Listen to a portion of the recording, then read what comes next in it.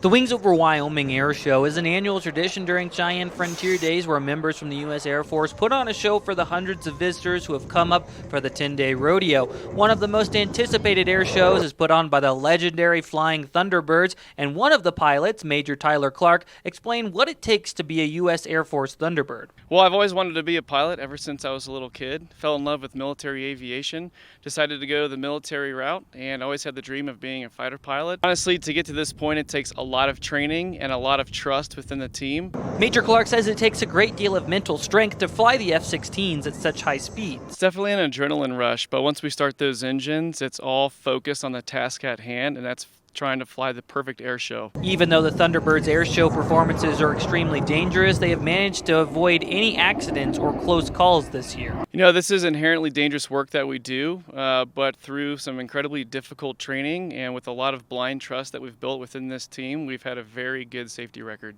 Right now, the legendary U.S. Air Force Thunderbirds are flying overhead at speeds close to 500 miles per hour. Hundreds of people came out to watch the show on the Air Force Base. Brian Bauerfeind, who has a brother in the Air Force, manages to come up every year for the air show. I've been coming out here for years now, ever since I've lived in Colorado, and I love watching the Thunderbirds and the Blue Angels. It's the Air Force. There's not much else to say, just the power and the jet, and it's awesome. The air show is not the only celebration today. A handful of new recruits from the DEP program at the FE Warren were sworn in today, including Sydney Saltmarsh. I'm actually in the DEP program, so I came on base to swear in today. It's a pretty awesome opportunity. I feel like doesn't happen often, so it's pretty cool. William Langston, your Wyoming Link, Cheyenne.